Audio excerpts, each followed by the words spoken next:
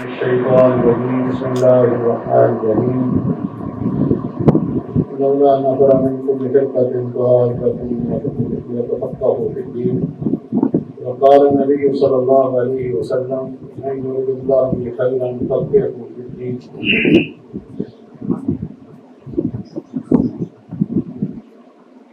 آج کے درس کا موضوع مقاصد کا ثبوت اور اس کے دلائل ہیں. شریعت کے اندر مقاصد پائے جاتے ہیں.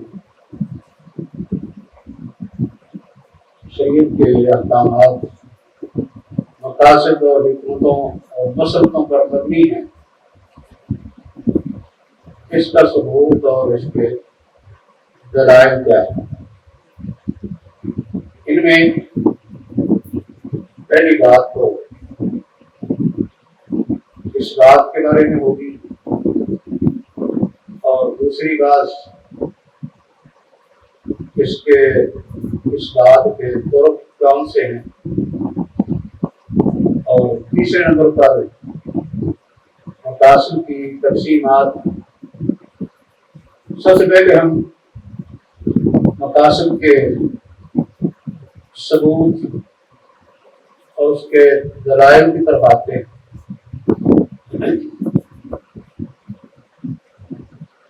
یہ بات جو ہے یہ پہلے ہم کر چکے ہیں کہ شریعت کے احکام وہ مسلطوں پر مبنی ہیں. بہت سی مسلطیں شارع نے ہمیں بتا دی، یعنی قرآن و سنت کی بہت سے نصوص کے اندر شارع نے ہمیں مقاصد پر مطلع کر دیا ہے. اگرچہ کچھ نصوص کے اندر مقاصد کی کوئی زیادہ وضاحت نہیں ہے. شارع نے اگر کسی جگہ پہ مقاصد کو علتوں یا حکمتوں کو بیان کر دیا ہے تو اس میں بھی حکمت ہے. اگر کسی جگہ بیان نہیں کیا تو اس میں بھی حکمت ہے. لیکن اس کا مطلب یہ نہیں کہ جس جگہ واضح بیان نہیں ہے یا ہمیں مقاصد معلوم نہیں ہو سکے وہاں کوئی مقصد یا حکمت نہیں. یہ مقصد نہیں. صرف فرق یہ ہے کہ بعض احکام کی حکمتیں مسلطیں قرآن حدیث میں بیان نہیں ہوئی، ہمارے لیے واضح نہیں ہے. ان کے وجود کی نفی نہیں ہوتی، صرف ہمارے علم کی نفی ہوتی ہے کہ ہم نہیں جانتے. جس کو ہم جانتے ہیں یا جن مسلطوں کو جن مقاصد کو ہم نے معلوم کر لیا ان کے پیچھے بھی بہت سی حکمتیں ہیں اور جن کو معلوم نہیں کیا ان کے پیچھے بھی. جیسے ایک مثال سے بات اہل علم کو سمجھائی ہے کہ لیلۃ القدر ہے. مثال کے طور پر لیلۃ القدر کی فضیلت اور اس کے فوائد، اس کے مسائل اہمیت قرآن و سنت میں موجود ہے. اور اشارے میں مزید آسانی کے لیے لیلۃ القدر کے لیے ہم نے مہینہ بھی بتا دیا کہ رمضان مبارک کا مہینہ ہے جس میں یہ رات آتی ہے. اور مزید اور سہولت کے لیے اشارے نے ہمیں یہ بتا دیا کہ آخری عشرے میں یہ چیزیں ہمیں بیان کر دی ہیں. مقصد یہ ہے کہ ہم اس کے لیے جہاد کریں، کوشش کریں، محنت کریں تاکہ صراحت کو پا کر اس کے فضائل، اس کے فوائد حاصل کر سکیں. لیکن لیلۃ القدر کی تعین ہمارے لیے واضح نہیں ہے. تعین یہ کون سی رات ہے؟ رمضان مبارک کا مہینہ بھی بتا دیا، آخری عشرہ بھی بیان کر دیا، لیکن تعین نہیں کیا کہ فلاں رات. اب اس کے اندر کیا حکمت ہے چھپانے میں لیکن ہمیں معلوم نہیں ہوتی. یعنی اشارے نے کوئی اس کا بیان نہیں کیا لیکن اس میں بھی کوئی نہ کوئی حکمت ہے، فائدہ ہے. اشارے نے ہمیں صرف ایک رات کی عبادت کا ہی پابند نہیں کر دیا کہ ہم صرف ایک رات میں تو مکمل رات عبادتیں گزار دیں اور باقی مہینہ بلکہ 11 مہینے جو ہیں وہ بالکل ہی یعنی لاپرواہی میں، کھیل کود میں، فضول کاموں میں صرف کرتے ہیں، اللہ کی طرف کوئی رجوع یا اس کی عبادت، اس کے ذکر و اذکار کی طرف کوئی توجہ نہ ہو۔ اگر صرف ایک رات متعین کر دی جاتی تو جیسا کہ کچھ لوگوں نے متعین کر لی ہے، کہتے ہیں 27ویں ہے، تو صرف ایک رات بعد کے لیے آتے ہیں، باقی راتوں میں وہ اپنے کاموں میں مصروف رہتے ہیں، کہتے ہیں کہ بس ایک رات کی عبادت آتی ہے۔ اس میں ان کا نقصان ہے کہ باقی راستے میں انہوں نے فضول کاموں میں ضائع کر دی، کھیل کود میں صرف کر دی، لیکن ایک رات ہے بات میں لگا دی۔ جبکہ شارع نے تعین چلائی ہے، اس کا فائدہ یہ ہے کہ آخری عشرے میں لوگ عبادت کریں، اس میں محنت کریں، کوشش کریں، یا کم کم آخری عشرے کی جو تاج آتے ہیں ان میں تو محنت کریں، زیادہ محنت کریں گے تو ان کے لیے زیادہ فوائد ہیں۔ اس لیے چھپانے میں بھی اگر کوئی حکمت واضح نہیں کی تو اس کے پیچھے بھی حکمت ہے، اس کے فوائد ہیں۔ اگر واضح کر دی ہے تو واضح کرنے میں بھی حکمت ہے۔ تو اس لیے اگر کسی جگہ پہ یا کچھ احکام کے اندر حکمتیں واضح نہیں تو اس سے معلوم یہ نہیں ہوتا کہ شارع نے مقاصد کا اعتبار نہیں کیا۔ شارع کے احکام کے اندر یعنی قرآن حدیث کی نصوص کے اندر حکمتیں موجود ہیں، علتیں اور مسلطیں موجود ہیں، جن کو پورا کرنے کے لیے شارع نے احکام دیے ہیں، وہ دنیا کی بھی ہیں اور آخرت کی بھی ہیں۔ یعنی مسلموں کا تعلق مخلوق کی دنیاوی مسلطوں اور اخروی مسلطوں سے ہے، دنیا کے فائدے اور آخرت کے فائدے دونوں کو محفوظ رکھتا ہے۔ اصل میں مقاصد کا اعتبار یعنی شرعی احکام کے اندر مقاصد موجود ہیں۔ شارع نے احکام دیتے وقت، شریعت مقرر کرتے وقت ان حکمتوں کا، مسالے کا یا مقاصد کا اعتبار کیا ہے جو ہمیں احکام پر عمل کے نتیجے میں سامنے آتے ہیں، کیونکہ اہل سنت والجماعت کے موقف ہے تو بغیر اللہ تعالیٰ نے شریعت مقرر کرتے وقت ان مقاصد کا ارادہ کیا ہے۔ مقاصد کا ارادہ کیوں کیا، اس کے لیے بھی کچھ اسباب ہیں، مقاصد کی وجوہات ہیں۔ شارع نے کچھ کام کرنے کے لیے کہا ہے تو اس کے پیچھے کچھ اس کے فائدے یا اس کی صفات، کچھ خوبیاں بیان کر دی۔ اگر کسی کام سے روکا ہے تو ان کے کچھ نقصانات، سیئات کا بیان کر دیا۔ یعنی یہ کچھ اسباب ہیں، اس وجہ سے اس کام سے روکا گیا یا اس وجہ سے اس کام کو کرنے کا حکم دیا گیا، یہ عام طور پر بیان ہوا ہے۔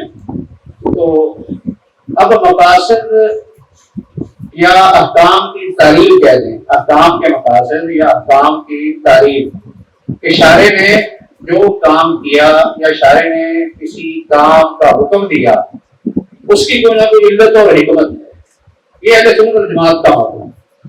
اصل مقاصد کا جو ثبوت ہے اس کی بنیاد عقیدے کے اصولوں میں سے ایک عقیدے پر ہے، ایک اصول پر ہے، یعنی عقیدے کے جو اصول ہیں ان میں سے ایک اصول پر اس کی بنیاد ہے، اور وہ بنیاد کیا ہے؟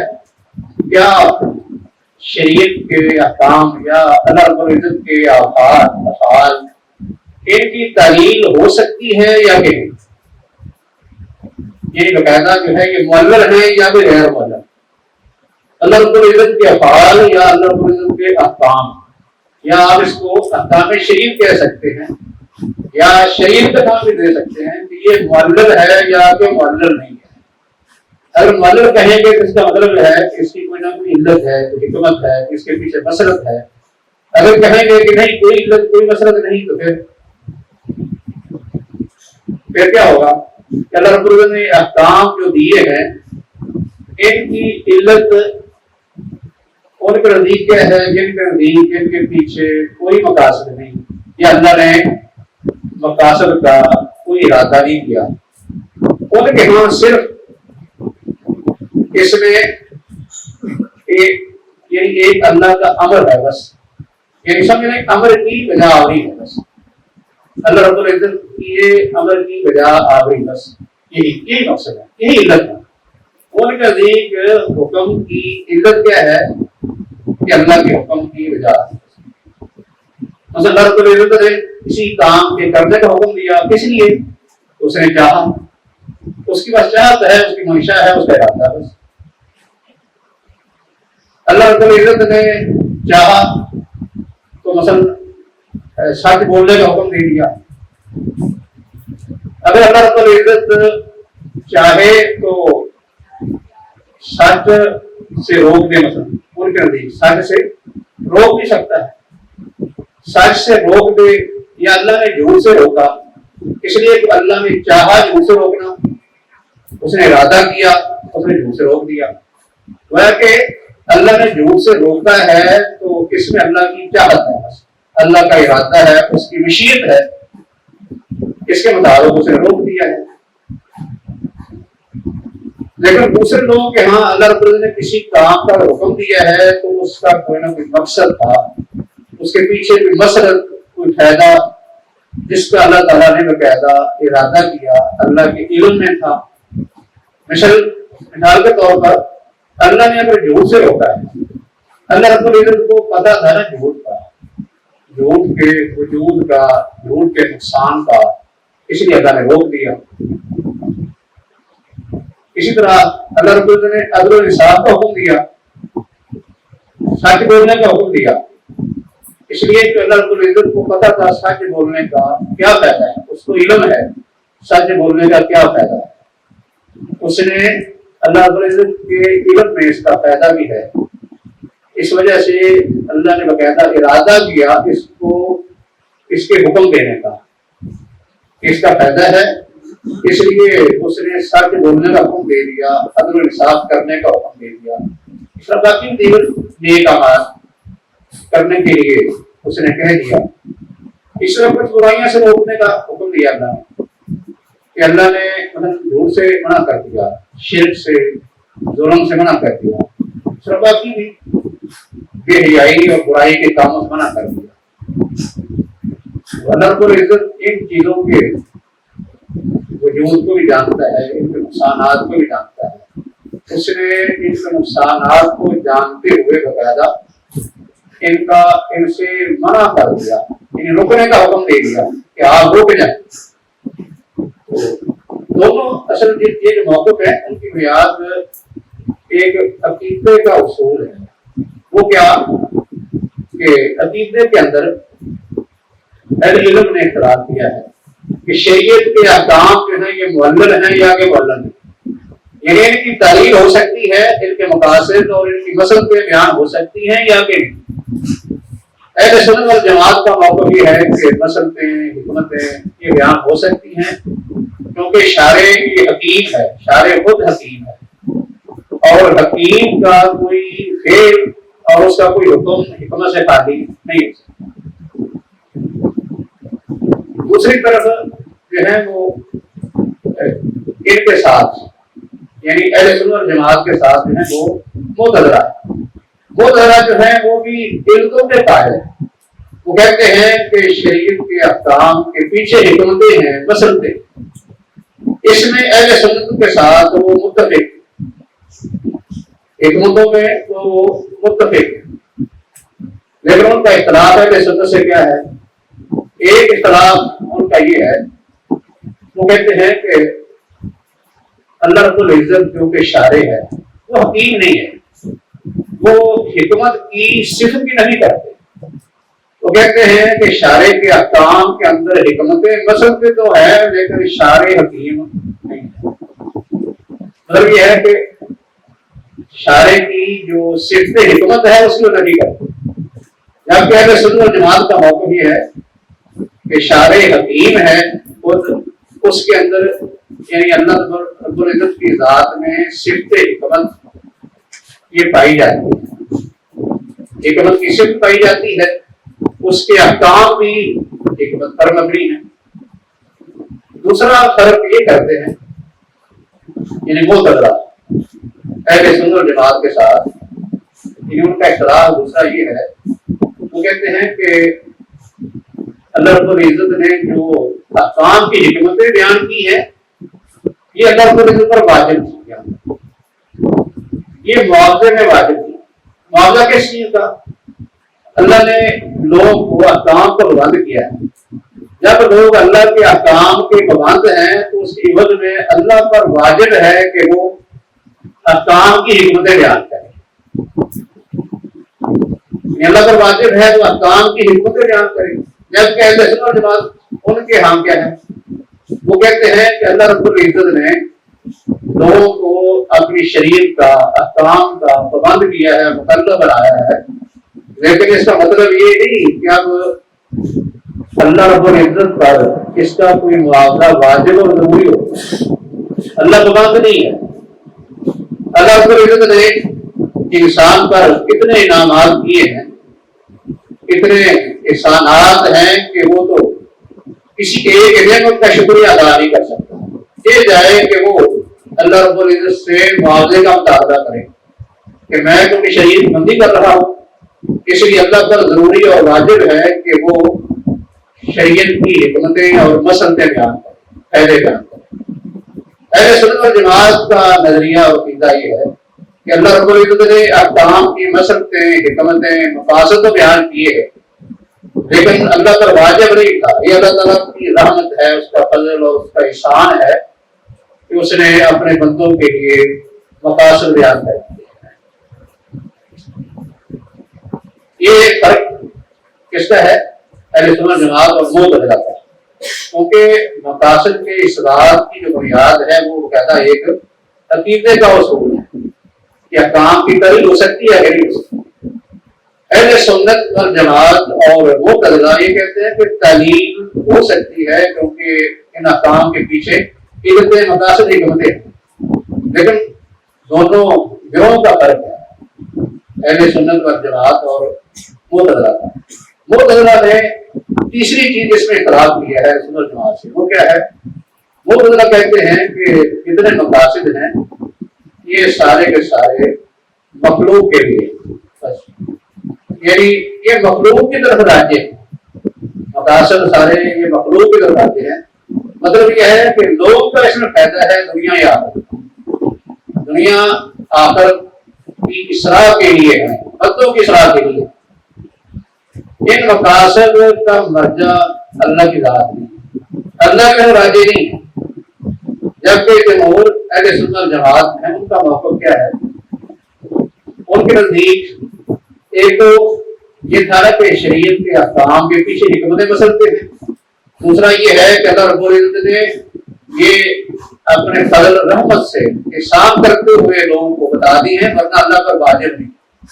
تیسرا ان کا موقف یہ ہے کہ یہ جو مقاصد ہیں ان میں سے کچھ تو مخلوق کی طرف راجع ہیں، ان کا دنیا آخرت کا فائدہ ہے، اور کچھ ایسے ہیں کہ اللہ کی طرف راجع ہیں۔ اللہ کی طرف جو مقاصد راجع ہیں وہ کیا ہیں، کون سے ہیں؟ اس میں ان چیزوں کا ذکر ہے کہ جن چیزوں کا اللہ نے حکم دیا ہے، ظاہری طور پر لوگوں کا فائدہ اس میں نظر نہیں آتا۔ اللہ رب العزت نے ایک چیز کا حکم دے دیا، اس لیے اللہ کو پسند ہے، اللہ کی پسند تھی، مثلا سچ بولنا اللہ کی پسند ہے، اسے حکم دے دیا۔ اسی طرح عدل کرنا اللہ کو پسند ہے، اس نے حکم دے دیا ہے۔ نماز پڑھنا یہ اللہ کو پسند ہے، اس نے اس کا حکم دے دیا ہے۔ جھوٹ بولنا اللہ کو پسند نہیں، اس لیے اس نے روک دیا ہے۔ اسی طرح جو ہے وہ مثال کے طور پر یہ عادات ہے جن کا ذکر اس ذکر میں کیا جاتا ہے کہ عمومی طور پر ان کے مقاصد سراہتاً بیان نہیں ہوتے عبادات کے، لیکن اللہ نے حکم کیوں دیا ہے کہ اللہ کو یہ پسند ہے۔ جب اللہ کو پسند ہے اس لیے اللہ نے کرنے کا حکم دے دیا، جو چیزیں پسند نہیں ہیں ان سے اللہ نے روک دیا۔ یہ مقاصد کس طرح راجع ہیں؟ یہ اللہ کی رضا ہے۔ اس لیے مقاصد دو طرح کے ہیں، کچھ کا جو ہے وہ فائدہ لوگوں کو ہوتا ہے، یعنی ان کی دنیا آخرت ان سنورتی ہے، دنیا آخرت میں ان کو ان کے فوائد پہنچتے ہیں، اور کچھ مقاصد وہ ہیں جو اللہ کی ذات کی طرف راجع ہیں کہ اللہ رب العزت نے ظاہری طور پر تھا لوگوں کا فائدہ نظر نہ آئے، لیکن اللہ رب العزت نے کیونکہ ان کو پسند کیا ہے اس وجہ سے ان کو کرنے کا حکم دے دیا، جن کو ناپسند کیا ان سے رکنے کا حکم دے دیا۔ یہ دو موقف ہو گئے، ایک یعنی معتزلہ کا اور ایک اہل سنت جماعت کا۔ ایک لحاظ سے دونوں متفق تھے، شرعی احکام کی تعلیم ہے، یعنی ان کے پیچھے علتیں ہیں، معلل ہیں یعنی احکام، اس سے متفق تھے۔ باقی تین نقطوں میں اختلاف، باقی جو ہے وہ اشاعرہ کا موقف جو ہے وہ ان کے بعد سے وہ کہتے ہیں کہ شرعی احکام جو ہے یہ معلل نہیں ہے، اشاعرہ کے نزدیک شرعی احکام معلل نہیں ہے، ان کی کہ کوئی تعلیم یا ان کے پیچھے کوئی حکمت یا کوئی مقصد نہیں ہے۔ ان کے ہاں اصل ان کی علت کیا ہے، وہ کیا ہے، شارع کا حکم دے بس، مجرد عمل، مجرد اور اس پر عمل کرنا، بس یہ اس پر صرف عمل کرنا کہ اللہ نے حکم دیا ہے نا ایک کام کا، اس میں کوئی حکمت ہے، اس لیے اس کی علت یا حکمت کیا ہے کہ پر عمل کیا جائے۔ اگر شارع نے کہا ہے کہ یہ کام کرو، مطلب ان کے نظریے کے مطابق یہ ہے کہ اللہ نے کہا ہے کہ تم عدل کرو، تو جب کہا عدل کرو تو اس پر عمل کرنے میں حکمت ہے۔ اگر اللہ ہی خود کہہ دے کہ عدل نہ کرو مثلا، تو پھر فائدہ کس میں ہے، حکمت کس میں ہے، عدل نہ کرنے میں۔ شارع نے کہہ دیا نماز پڑھو مثلا، تو اب اس پر عمل کرنے میں حکمت ہے۔ اگر شارع خود ہی کہہ دے کہ نماز نہ پڑھو، پھر نماز پڑھنے میں حکمت ہے۔ یعنی حکمت کس چیز میں ہے، اللہ کے حکم میں اور اس پر بس عمل کرنا۔ شارع جب چاہے کسی کام کو کرنے کا حکم دے دے، جب چاہے رکنے کا حکم دے دے، یعنی پورے کے نظریے کے مطابق جو ہم نیکی کے کام سمجھتے ہیں نا، ان سے اللہ روک بھی سکتا ہے۔ مطلب اسے نماز کا حکم دے دیا، زکوٰۃ کا، حج کا، روزے کا، سچ بولنے کا، عدل انصاف کا، اور اس طرح جھوٹ سے روک دیا۔ کسی وقت اس کو الٹے بھی کرتے ہیں، نماز سے روک دے، زکوٰۃ سے، روزوں سے منع کر دے، اور جھوٹ کا حکم دے دے، ظلم کا حکم دے دے، تو اس وقت اس پر عمل کرنے میں حکمت ہوگی۔ یعنی اس نے ان کے نزدیک مجرد حکمت اللہ کے حکم میں ہے۔ ایک اس میں یہ دو طرح ہیں، ایک ہے معمول بہی، جس کو کہتے ہیں مشروع بہی، مشروع کوئی کام جو ہے مشروع یا معمول بہی، ایک ہے صرف امر اور اس کو بجا لانا، امتثال کہتے ہیں۔ مشروع بہی، مشروع یا معمول بہی وہ کیا ہوگا، وہ کام ہوگا جس کا اللہ نے حکم دیا ہے، یعنی معمول بہی جس کا اللہ نے حکم دیا ہے، یا مشروع کام ہوتا ہے، مثلا نماز پڑھنی کیا ہے، یہ معمول بہی مشروع ہے، سچ بولنا مشروع ہے، زکوٰۃ ادا کرنا یہ معمول بہی ہے، ایسے جو ہے وہ جھوٹ سے رکنا یہ بھی معمول بہی ہے۔ تو معمول بہی اس کام کا حکم دیا گیا۔ ایک ہے امر کیا ہے کہ امر یہ ہے کہ تم یہ مطلب نماز پڑھو، زکوٰۃ دو، بس یہ حکم بس اللہ کا ہے، یہ جو حکم ہے امر اور اس پر عمل کرنا، بس یہ ان کے نزدیک کسی میں حکمت ہے۔ لیکن اہل سنت والجماعت کا نظریہ یہ ہے کہ معمول بہی کے اندر بھی حکمت ہوتی ہے، معمول بہی کے اندر ان کے نزدیک یعنی مقاصد کے اعتبار سے یا مقصدوں کے اعتبار سے اس کی تین صورتیں بن جاتی ہیں اہل سنت والجماعت میں۔ ایک یہ ہے کہ وہ کہتے ہیں کہ معمول بہی کے اندر حکمت، معمول بہی مشروع کام ہو اس کے اندر حکمت ہے، مطلب جو کام اللہ نے کرنے کے لیے کہا ہے یا جس سے رکنے کے لیے کہا ہے ان کے اندر حکمت ہے۔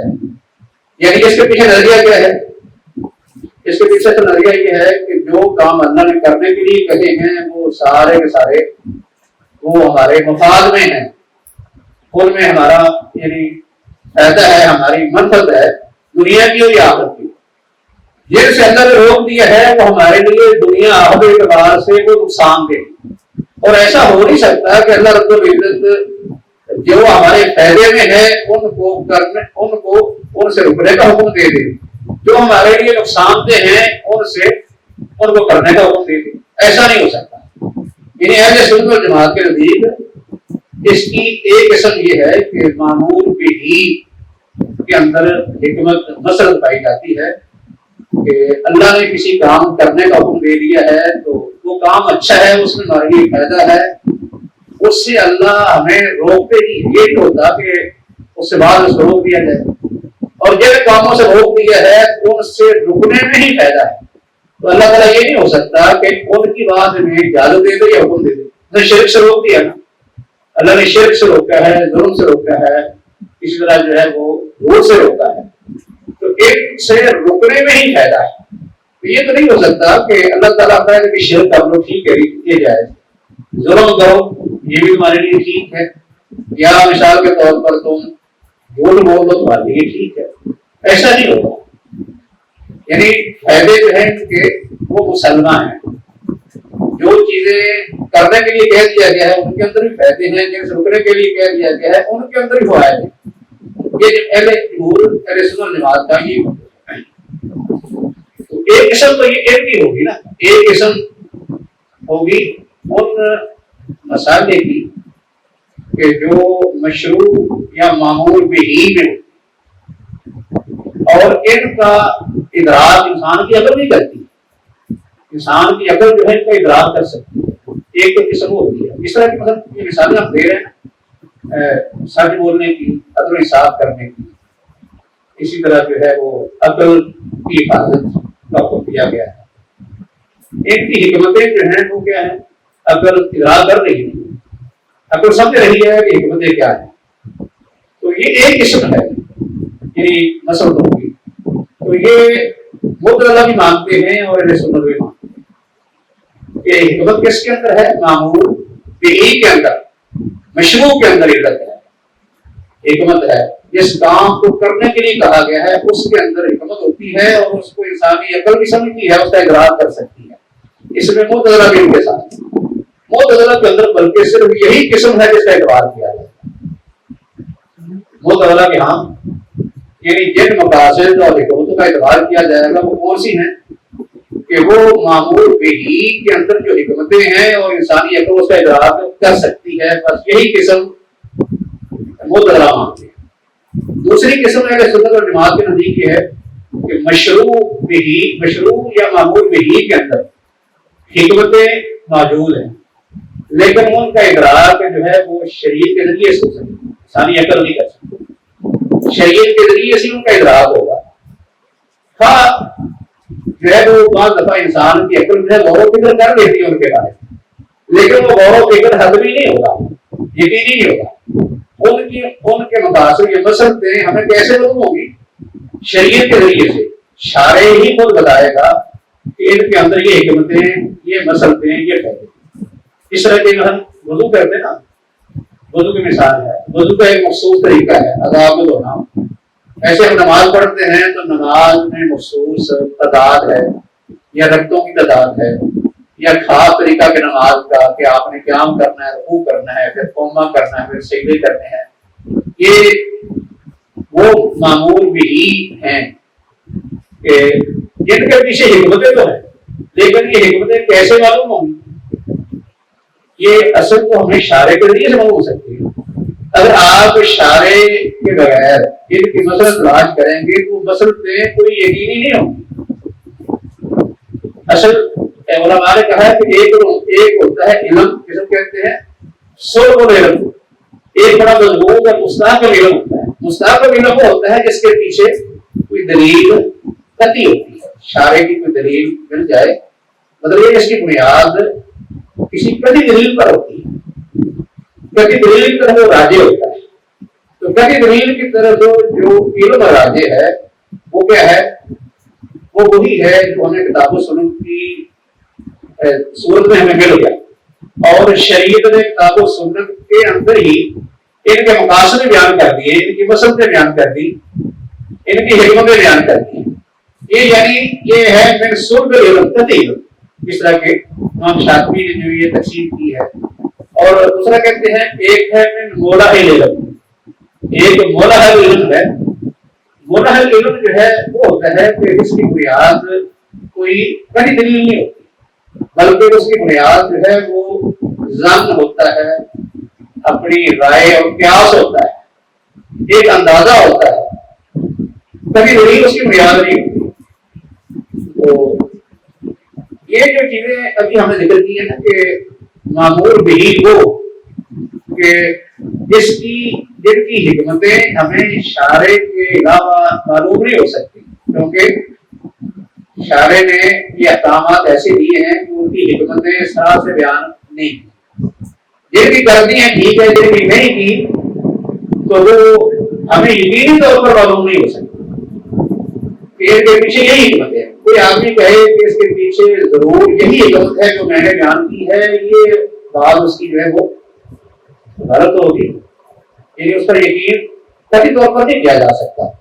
لیکن کوئی آدمی اپنے ظن گمان رائے سے تو کہہ سکتا ہے، بات کر سکتا ہے کہ اس کے اندر یہ حکمت ہے، یہ بیان کر لیں۔ یہ کہتے ہیں جیسے مولا کا من، مولا اور علم کا من یہ ہوتا ہے کوئی آدمی ویسے ہی لطافت ذرافت کے لیے کوئی باتیں کرتا ہے، لطافت ذرافت کے لیے باتیں کرتا ہے، تو اس طرح ایک احکام کی حکمتیں اگر وہ لطافت ذرافت میں بیان کرے گا کوئی حل نہیں کر سکتا۔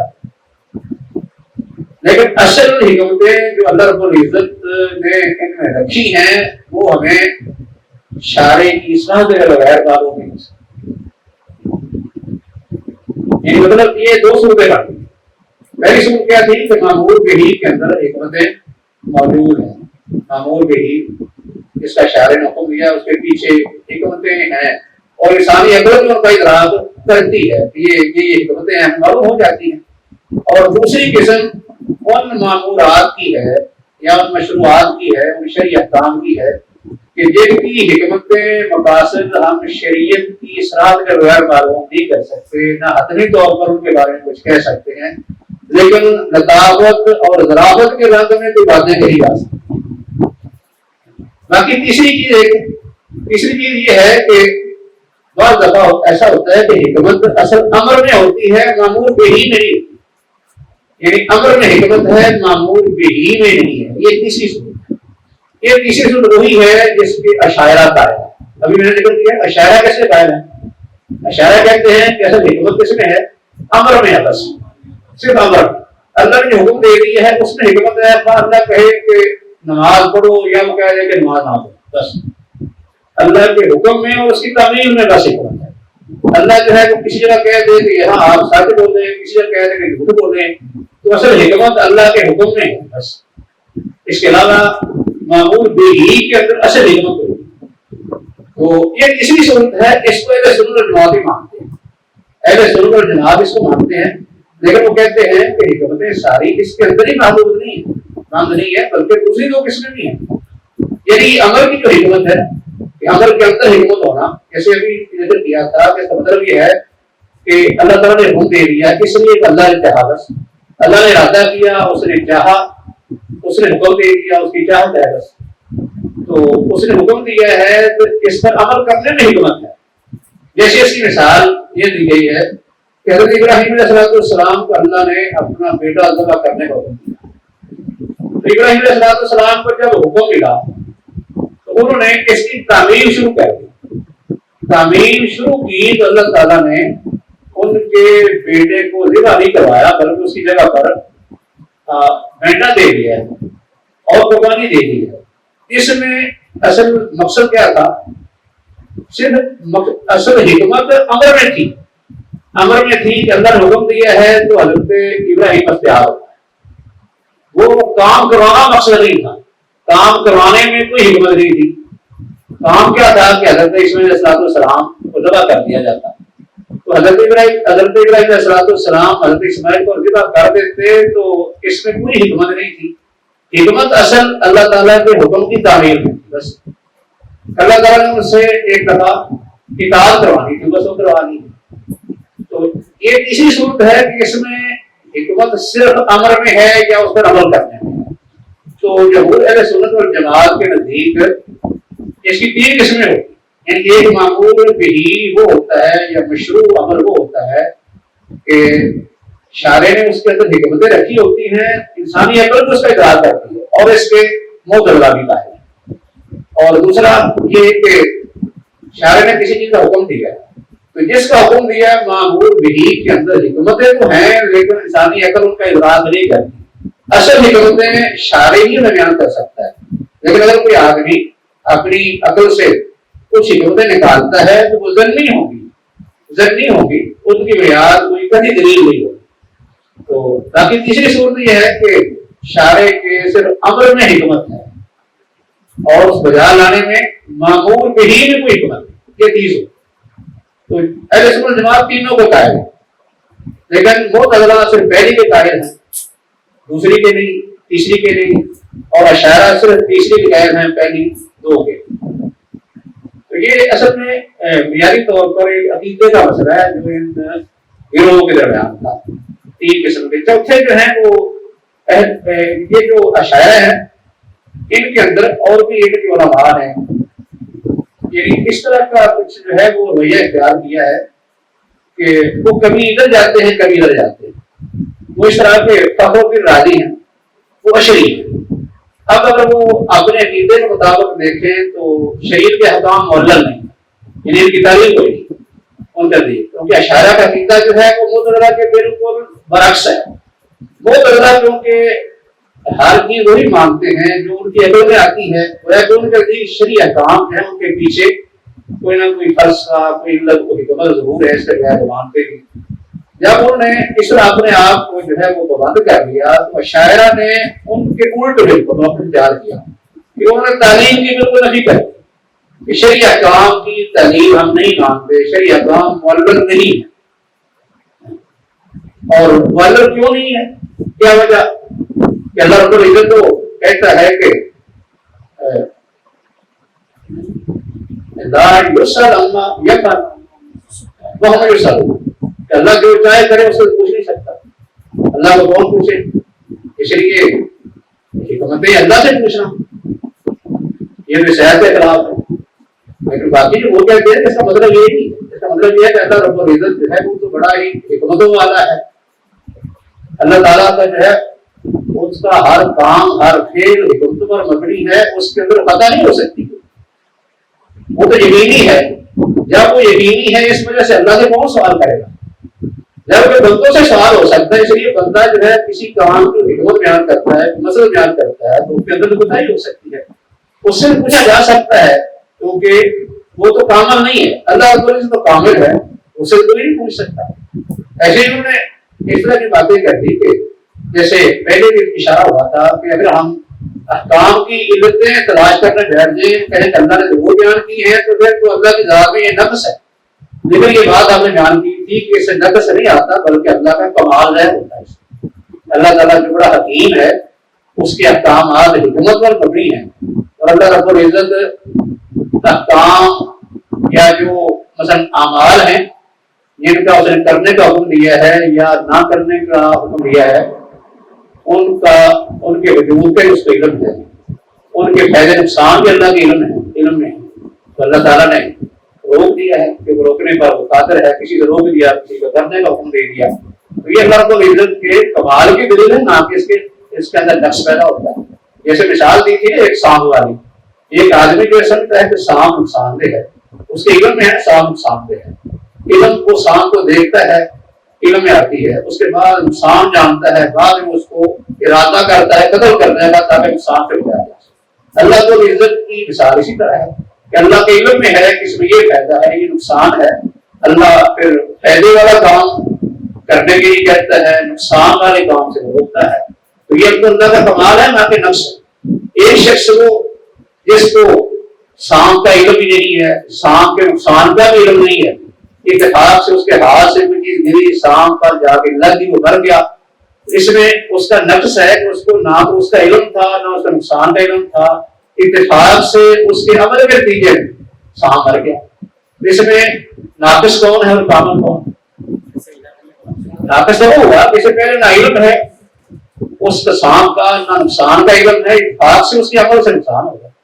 ایسے اللہ رب العزت جو ہے اس کو تو ہر عمل کا پتہ ہے، اس کے نفع نقصان کا پتہ ہے، اس وجہ سے اللہ رب العزت اس نفع نقصان کو سب ڈال کے باقاعدہ حکم دیتے ہیں، ارادے سے دیتے ہیں، اللہ کی وہ مراد ہوتی ہے۔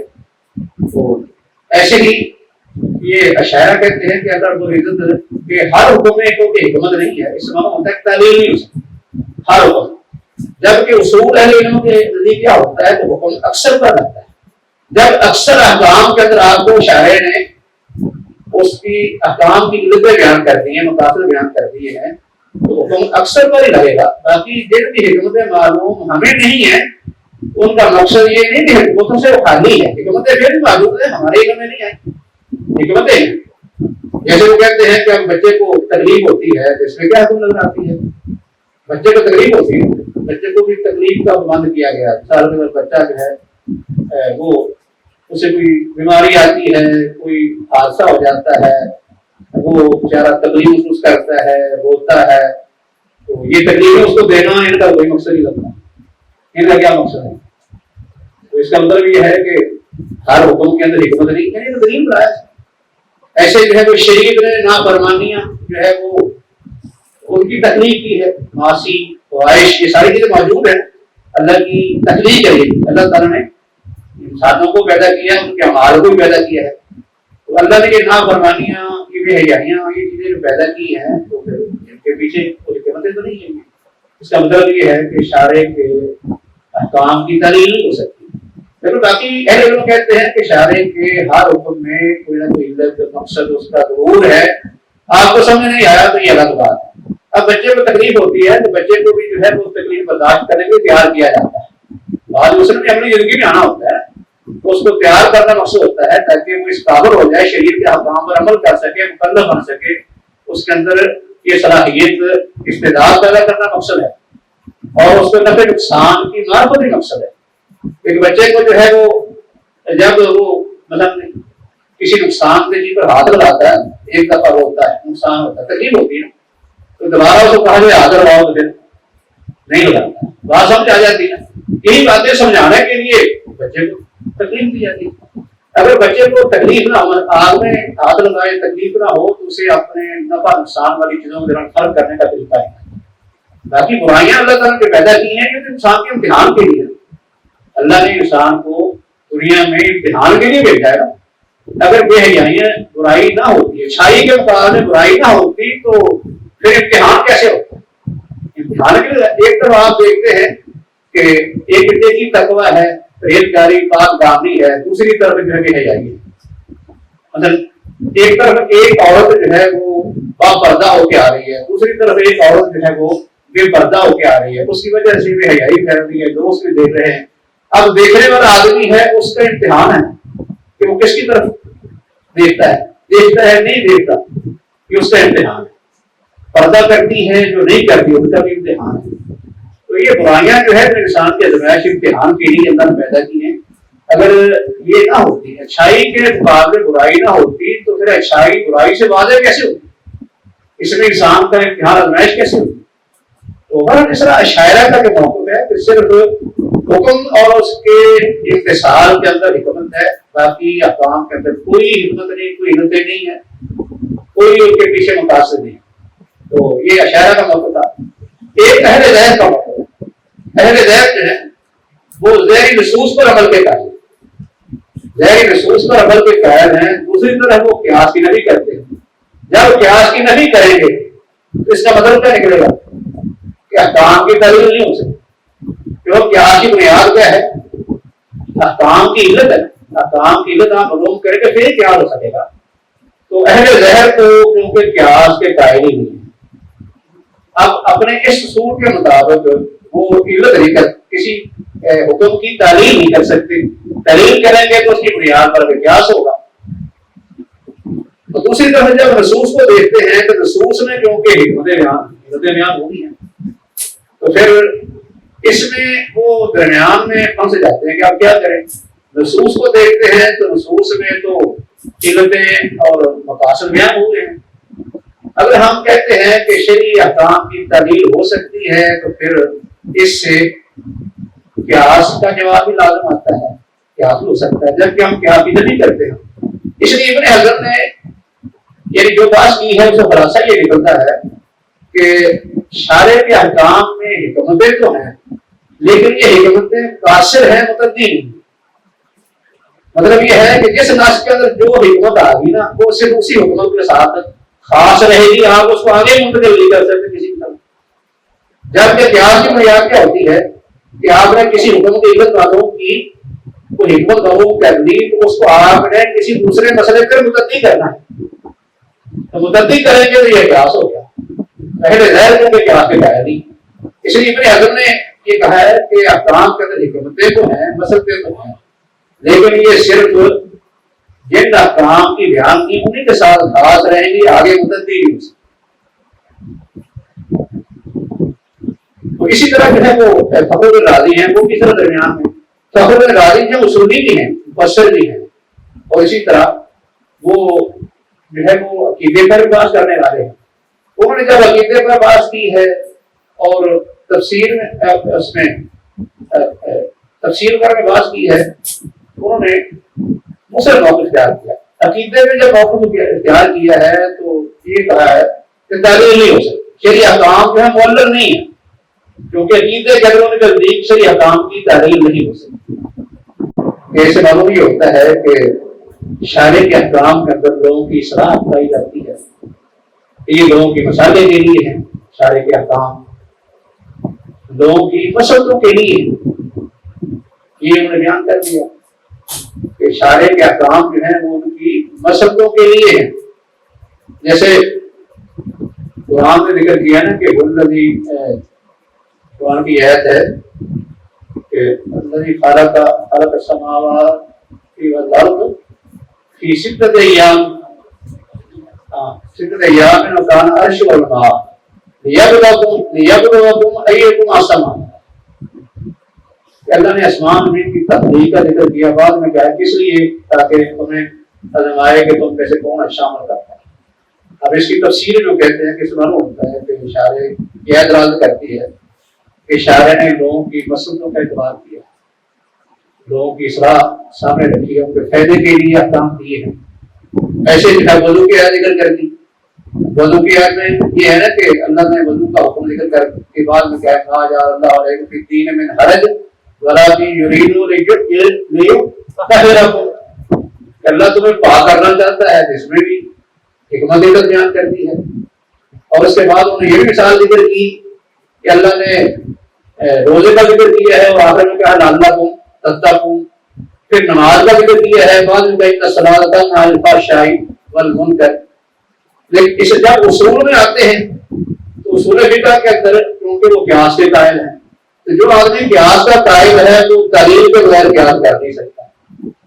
اس لیے وہاں تعلیم کا بھی مجبوری بنتی ہے. انہوں نے کہا کہ تعلیم ہو سکے نہیں. جب تعلیم ہوگی تو پھر قیاس ہوگا ورنہ قیاس نہیں ہو سکتا. لیکن عقیدے پر بات کی تو اس وقت کہا کہ تعلیم نہیں ہو سکتی. اب ایک طرف کہہ دیا کہ تعلیم ہو سکتی ہے دوسری جگہ کہہ دیا تعلیم نہیں ہو سکتی. اس پر لوگوں نے اعتراض کرنا ہے کہ آپ نے جو ایک ہی مسئلہ میں دو متضاد آراء دے دی ہیں. انہوں نے درمیان میں شروع کیا نکالی وہی جو اشرا کا موقف جو اشاعرہ کا موقف ہے وہی انہوں نے بیان کر دیا. وہ کیا انہوں نے بیان کر دیا کہ اصل میں احکام کے اندر جو علت ہے وہ کیا ہے صرف امر اور اس کو بجا لانا. گویا کہ اللہ رب العزت نے یہ جو احکام ہے یہ علت اس کے اندر اصل کیا ہوگی احکام کے لیے صرف علامت ہے. بس شارع نے جہاں حکم دیا ہے نا تو اس کے اندر اصل علت جو ہے وہ شارع کے حکم کی ایک علامت ہے. بس حکمت مقصود نہیں صرف اس کی ایک علامت ہے. اس طرح درمیان میں تطبیق دے کے جو ہے وہ یہاں سے انہوں نے جان چڑھائی. اور یہ بات فخر الرازی نے کی ہے. ایسے جو ہے وہ ان کے سوکی یہ بھی تاریخ سوکی اس طرح بیضاوی جو ہے پیشے ہی ہیں، انہوں نے بھی اس طرح شریعت کے احکام کی تعلیم کو بھی مانا ہے۔ جب اصول میں بات کرتے ہیں تو تعلیم کو مانتے ہیں، عقیدے میں بات کرتے ہیں تو پھر تعلیم کا انکار کر دیتے ہیں۔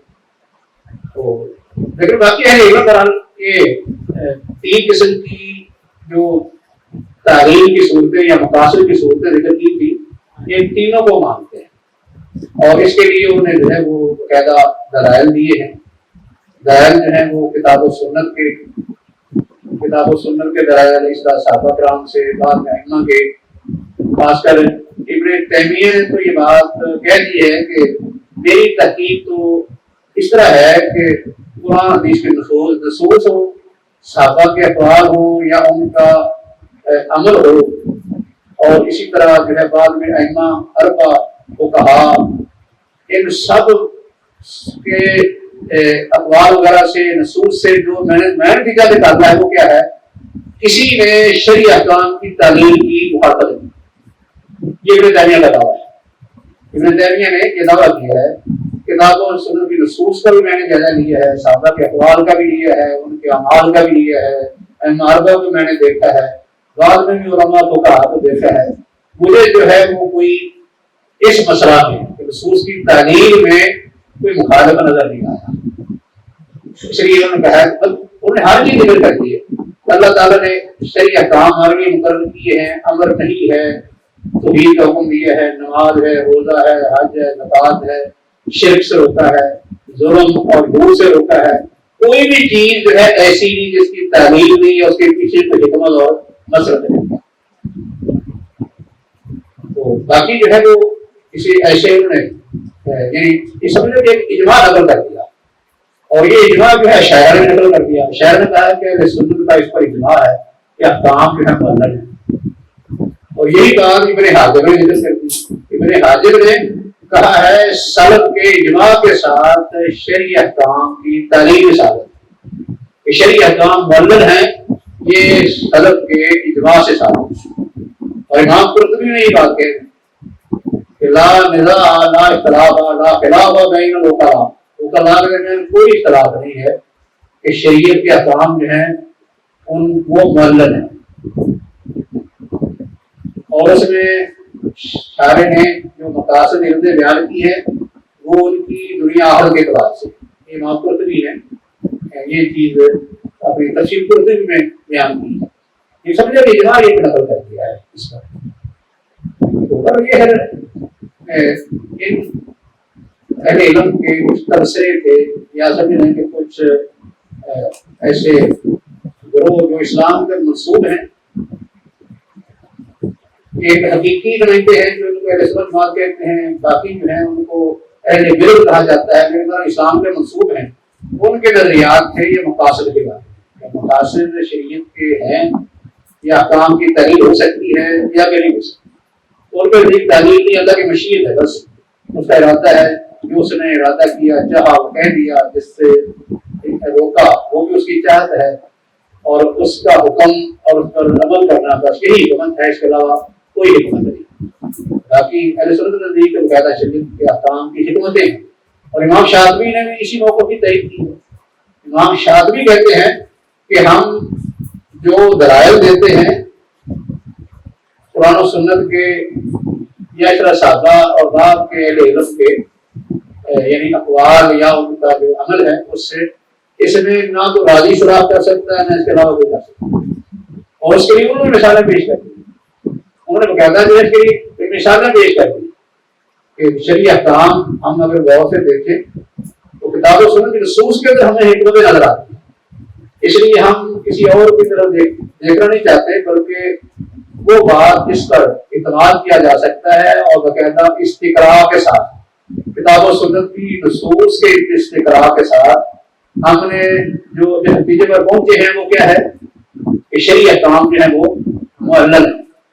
اس کے لیے انہوں نے یہی آیت میں ذکر کیا ہے، رسولا مبشرین ومنذرین لئلا یکون للناس علی اللہ حجۃ بعد الرسل، ایسے انہوں نے یہ آیت ذکر کر دی وما ارسلناک الا رحمۃ للعالمین، کہ نبی صلی اللہ علیہ وسلم کی بے ست کا مقصد بیان کر دیا، وہ کیا ہے کہ آپ کو عالمین کے لیے رحمت بنا کے بھیجا۔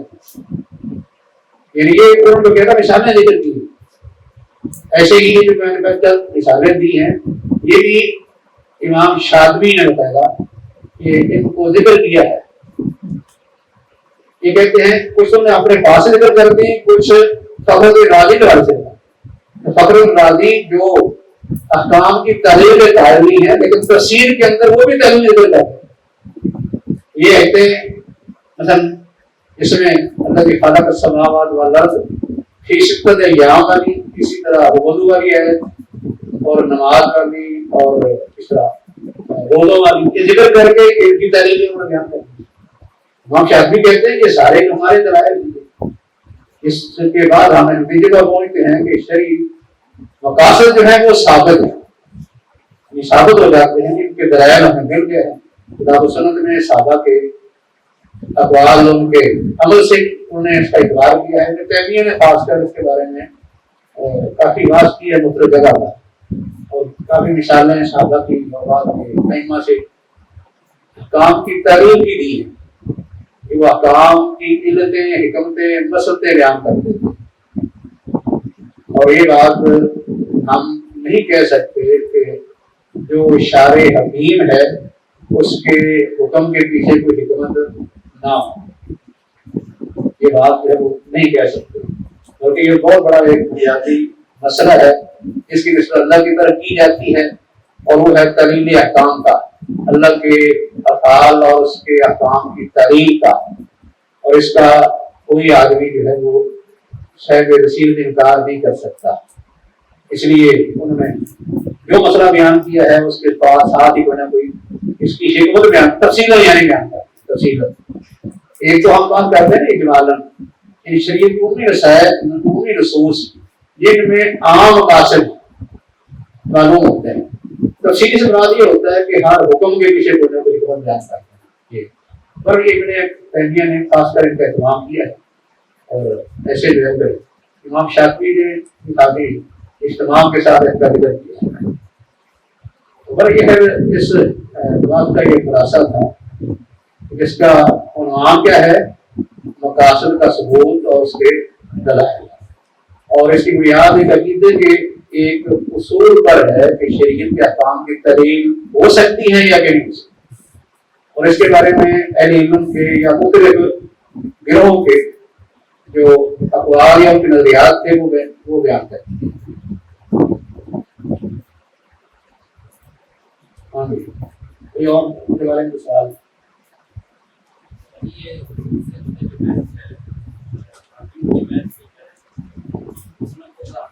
ہاں جی،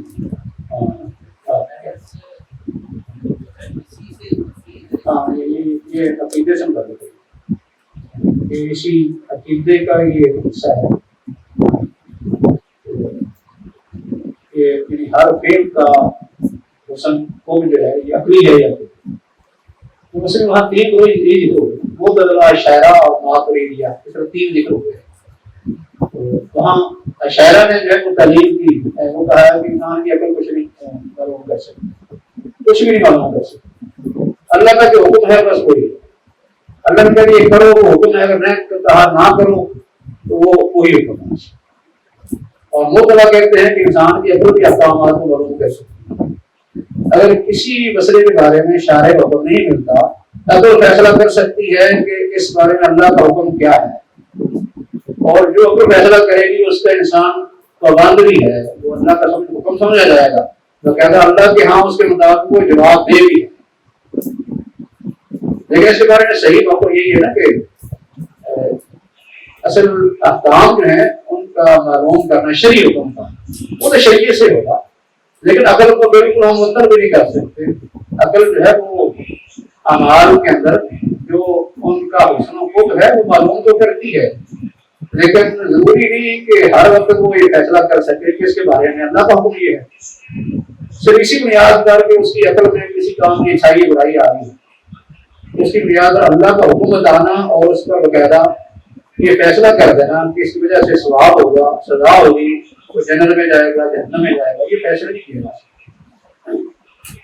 باقی عقل سے فائدہ اٹھایا جا سکتا ہے.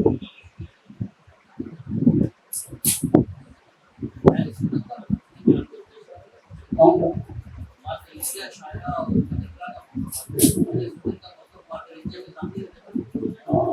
میں گاؤں خریدے کے اندر میرا اس میں موقع پائی جاتی ہے اس مسئلہ میں، اس لیے اس نے ضم کر دیا۔ ہاں یعنی تقسیم ہے بیان کی اسی طرح کی ہے کہ کچھ مقاصد ایسے ہیں کہ انسانی عقل بھی ادراک کرتی ہے، اور کچھ ایسے ہیں کہ شریعت کے بغیر مقاصد ادراک نہیں کیا جا سکتا، لیکن عقل کچھ نہ کچھ اندازے لگا سکتی ہے، لیکن جو اندازے ہوں گے ان کو آپ شریعت نہیں کہہ سکتے۔ دلیل کے بغیر ان کو ذات نہیں کہا جائے گا کہ وہ جنون ہیں، کیا سرائیاں ہیں، ہو سکتی ہیں یہ اس طرح کے امام شافعی نے کہا یہ مولا ہو لے یہ یعنی سمجھ لو کہ اپنے یہ لطاف و دراوت ہے کہ آدمی یعنی اپنی سوچ کو اپنی فکر کو آزماتا ہے، کوشش کرتا ہے، کوئی بات اس کی صحیح ہوگی کوئی صحیح نہیں ہو سکتی۔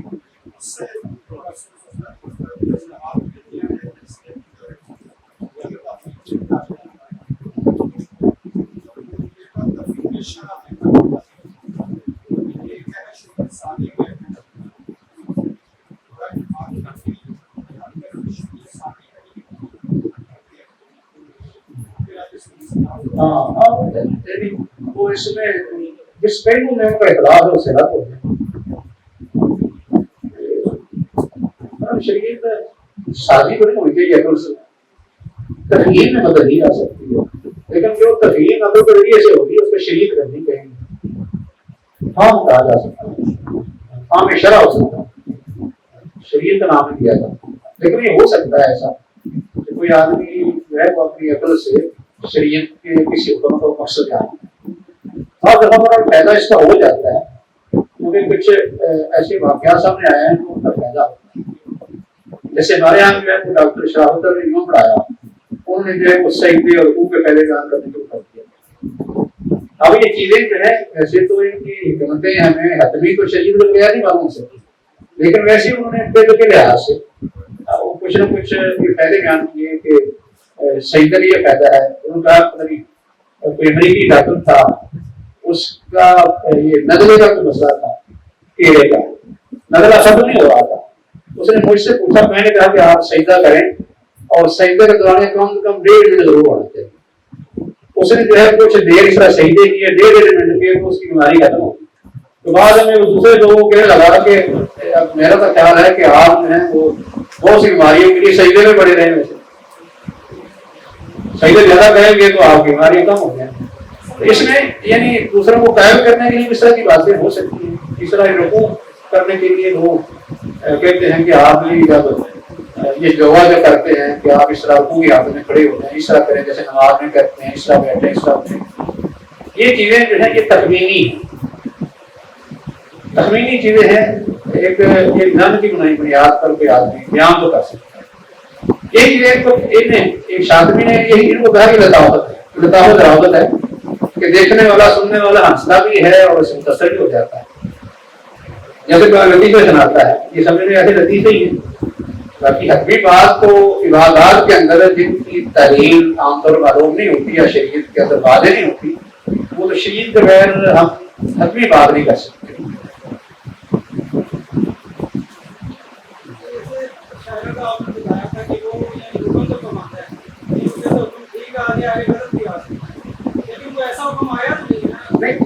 لیکن ان کے صبر یہ ہے نا کہ اللہ تعالیٰ نے اگر ہمیں سچ بولنے کا حکم دیتا ہے، اگر وہ چاہتا ہے کہتا ہے کہ جھوٹ بولو تو اس میں بھی حکمت ہے، اصل اللہ کے حکم کو بجا لانے میں ہی حکمت پیدا ہے، بس اسی صورت میں ہو